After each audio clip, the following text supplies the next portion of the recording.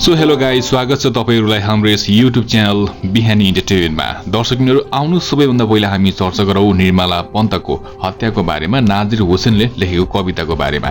दर्शकहरु, कञ्चनपुरकी बालिका निर्मला पन्तको बलात्कारपछि हत्या भएको 2 वर्ष भयो। सरकारले अहिलेसम्म दोषी पहिचान गरेर कारबाही गर्न सकेको छैन। कारबाहीका लागि त्यति धेरै मतलब पनि राखेको छैन। यसैबीच निर्मला हत्या भएको 2 वर्ष पुग्दा पनि दोषी पत्ता लगाउन नसकेको भन्दै सामाजिक सञ्जाल मार्फत सरकारलाई घचघचाउने काम भइरहेको छ। अहिले देशभरबाट सामाजिक सञ्जाल मार्फत न्याय माग्नेको लहरको लागिरहेको छ। यसबीचमा नेपाली सेलिब्रिटीले पनि यसको चर्को विरोध गरिरहेका छन्। अभिनेत्री रेखा थापादेखि स्वस्तिमा खड्का, वर्षा शिवकोटी, वर्षा राउत लगायतले सामाजिक सञ्जालमा निर्मलाको तस्बिर राखेर सरकार भेटियो, न्याय भेटिएन भन्ने प्लेकार्ड शेयर गरेर सरकारसँग न्याय मागेका थिए। यही हुलमा अभिनेता नाजिर हुसैनले पनि अलि फरक तरिकाले निर्मलाको हत्यारा पत्ता लगाउन माग राखेका छन्। नाजिर हुसैनले हत्यारा पत्ता लगाउन र दोषीमाथि कडा कारबाही गर्न कविता मार्फत सरकारसँग माग राखेका छन्। नाजिरले सामाजिक सञ्जालमा हरियो प्रश्न नाम दिएर उनले लेखेका छन्। समय अदालतमा अर्डर भन्दै गाबल बजेको थियो। न्यायमूर्तिको हातमा झुन्डिरहेको बाङ्गो तराजुले के साँच्चै त्यो बेलामा सिधा न्याय दिएको थियो त? बाको मुटु चकना चुर भएर फुटेको कसले देख्यो? एक त्यान्द्रो आशा बोकेर ढोकादेखि ढोकासम्म पुगेको बाको नाङ्गो पैँतालालाई कसले देख्यो? आमाको कोख रित्तिएको कसले देख्यो? यहाँ दोबाटो चौबाटोमा छाती पिटी पिटी रोइरहेकी आमाको आँसुलाई कसले पुछ्यो?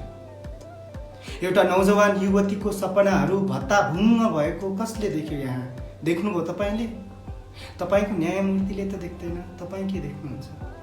हो हजुर, म मनै भएर त्यही निर्मलाको कुरा गरिरहेको छु, जसको मृत शरीरबाट गनाउने बासी प्रिय अझै पनि हाम्रो मस्तिष्कमा ताजै भएर डुङडुङती गनाइरहेको छ।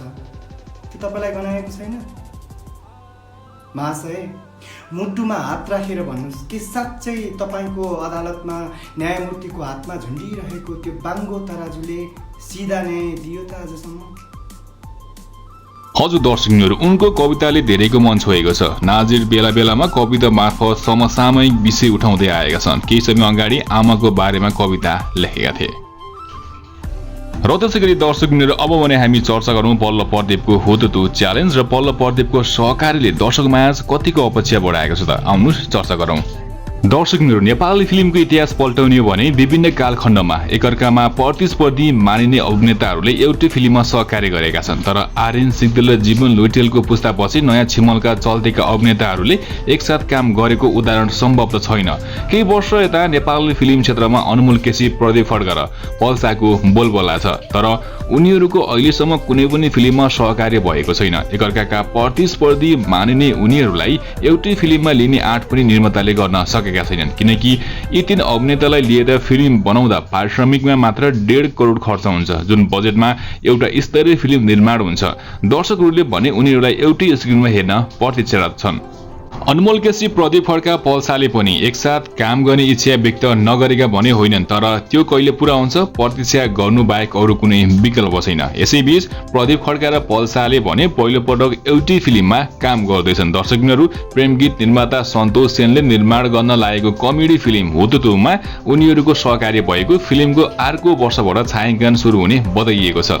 हिट सिरिज प्रेम गीत निर्माण कम्पनी एसोसिएसन फिल्म प्रोडक्सनले नयाँ सिनेमा घोषणा गरे लगतै प्रतीक्षित बनेको छ। नबनोस् पनि किन, दर्शकहरूको चाहना अनुरूपको कलाकारहरू यस फिल्ममा कास्टिङ गरिएको छ। दर्शकहरू, यस मल्टिस्टारर सिनेमालाई चेतन गुरुङ र सन्तोष सेनले निर्देशन गर्नेछन्। यी दुईले निर्देशन गरेको बहुप्रतीक्षित सिनेमा प्रेम गीत 3 प्रदर्शनको लागि तयारी अवस्थामा रहेको थियो, तर रिलिजको नजिक आएर कोरोनाले गर्दा यो सिनेमा रिलिज हुन पाएन। अझ भनौं नेपालको हरेक क्षेत्रहरू नै ठप्प भयो। भलै यो सिनेमा रिलिज अहिले नै नभए पनि दर्शकहरू भने यो सिनेमालाई लिएर निकै नै एक्साइटेड छन्।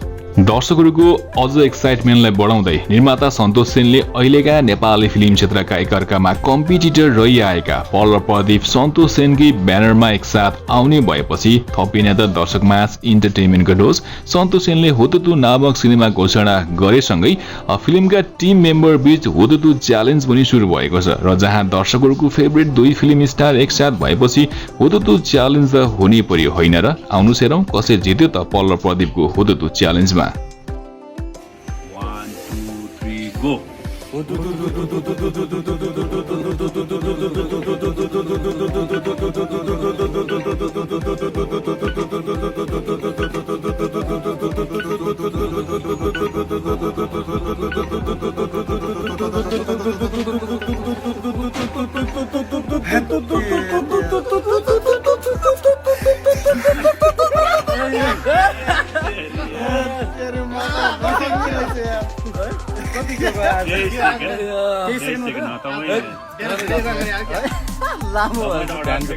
हजुर दर्शकहरू कस्तो लाग्यो त यी दुई स्टारको हुतुतु च्यालेन्ज कमेन्ट गर्नुहोला। र दर्शकहरू यी सबै कलाकार पहिलोपटक सङ्घीय स्क्रिनमा देखिन लागेका हुन्। चल्तीका कलाकार प्रदीप, पल, नाजिर, गौरव र सलोनलाई पहिलोपटक पर्दामा हेर्न रोचक हुने अनुमान गर्न सकिन्छ। यी दुई अभिनेताले पहिलोपटक स्क्रिन सेयर गर्न लागेको कारण हुतुतु प्रति दर्शकको आशा र अपेक्षा बढेको छ, जुन निर्माण टिमका लागि ठूलो चुनौती पनि हो।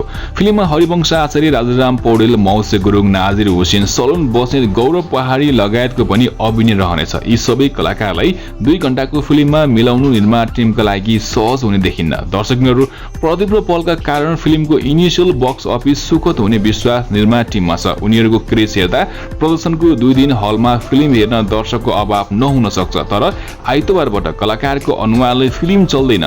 दर्शकहरू कथा वस्तु र प्रस्तुति बलियो छ भने दर्शक हलसम्म पुग्ने हुन्। यसकारण निर्माण टिमले अहिले फिल्मको स्क्रिप्टमा मिहिनेत गर्न आवश्यक देखिन्छ। एकअर्काका प्रतिस्पर्धी मानिने प्रदीप र पल एउटै फिल्ममा काम गर्न राजी हुनुले फिल्म क्षेत्र र दर्शकमा सकारात्मक सन्देश प्रवाह गरेको छ। तर यी दुई अभिनेताहरू बीचको सहकार्यले निर्माण नहुँदै हुतुतु प्रति दर्शकमा जुन प्रकारको अपेक्षा बढेको छ त्यसमा फिल्म खरो रूपमा उत्रन सक्नेमा धेरैको आशंका छ। आशा गरौँ फिल्म हेरेर दर्शकले नाक खुम्चाउनु पर्ने अवस्था पक्कै आउने छैन भन्ने हाम्रो विश्वास छ। सो गाइज, कतिको एक्साइटेड हुनुहुन्छ यी दुई फिल्म स्टारहरू एकै साथ पर्दामा धमाका मचाएको हेर्न कृपया कमेन्ट गर्नुहोला। र त्यसैगरी दर्शकहरू अब भने हामी चर्चा गरौँ म्युजिक भिडियोका किङ मानिने मोडल तथा नायक पल्सा र दर्शकहरूको लोकप्रिय नायिका पूजा शर्मासँग आउँदै गरेको नयाँ म्युजिक भिडियोको बारेमा। दर्शकहरू यति बेला फेरि लकडाउनमा फेरि कडाई गरे पनि लकडाउनको कुलो भएसँगै दमदम सुटिङ भएर रिलिजको पर्खैमा रहेका म्युजिक भिडियोहरू भने रिलिज हुने क्रममा रहेका छन्। लकडाउन पछिको पहिलो गीत छायाङ्कन गरेका पल्सा यति बेला दर्जनौं म्युजिक भिडियोमा ब्याक टु ब्याक बिजी थिए। तर कोरोनाको संक्रमण फेरि तीव्र रूपमा फैलिन थालेपछि पल्साले सुटिङलाई यो कोरोनाको अवस्था केही साम्य नभएसम्म सुटिङ नगर्ने भनेर घोषणा पनि गरेका छन्। पलै म्युजिक भिडियोको छायाङ्कन नभए पनि पल्सा पूजा शर्मा भने यो बन्द अवस्थामा पनि तपाईहरूलाई इन्टरटेनमेन्ट गर्न भने छाड्ने छैनन्।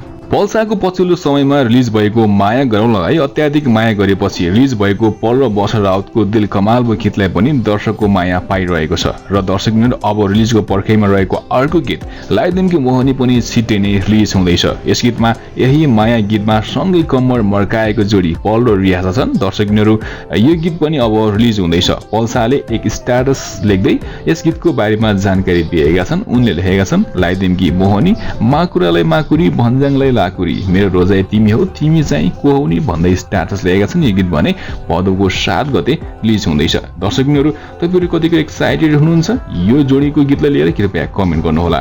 त्यसैगरी यता दर्शकहरू दर्शकमास निकै नै प्रतीक्षित रहेको अझ भनौं पुवा जोडी भएको कारण निकै नै प्रतीक्षित भएको पूजा शर्माको लकडाउन पछिको पहिलो गीत सय जुनी पनि रिलिज भएको छ, जहाँ तपाईहरुलाई मनपर्ने पुवा जोडीलाई फिचरिङ गरिएको छ। रिलिज भएको गीत संगीत भने असाध्यै राम्रो छ। भिडियोमा पूजा आकाशको केमिस्ट्री गजबको देखिएको छ।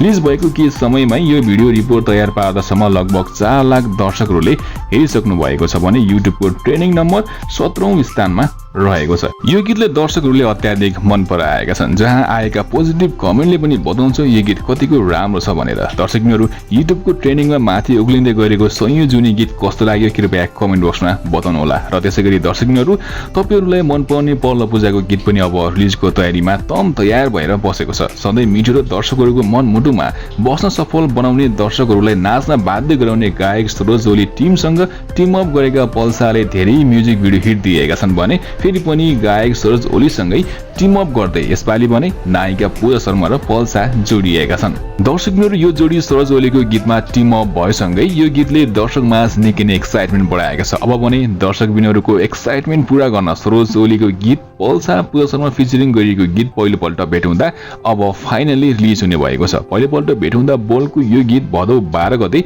शुक्रबार 4 बजे यो गीत रिलिज हुनेछ। सुटिङ सेटबाट बाहिरका केही झलकले दर्शकहरूलाई एक्साइटमेन्ट बढाएको यो गीत अब रिलिज हुने भएको छ र दर्शकबिनहरू म यस्तो गीत गाउँछु 2 मा सँगै पर्दा सेयर गरेको यो हिट जोडीको म्युजिक भिडियो लकडाउन पछि सँगै देखिन लागेका हुन् दर्शकहरूको डिमान्डलाई पूरा गर्दै यो गीत रिलिज हुने भएको छ पहिलोपल्ट पेटुन्दा मार्फत दर्शकबिनहरू म भने पल्लो पूजाको यो गीतलाई लिएर निकै नै एक्साइटेड छु अनि तपाईहरु नि कृपया तपाईहरुको एक्साइटमेन्ट कमेन्ट बक्समा शेयर गर्नुहोला दर्शकबिनहरू यदि हाम्रो YouTube च्यानल सब्स्क्राइब गर्नुभएको छैन भने कृपया सब्स्क्राइब गर्न भने नभुल्नुहोला धन्यवाद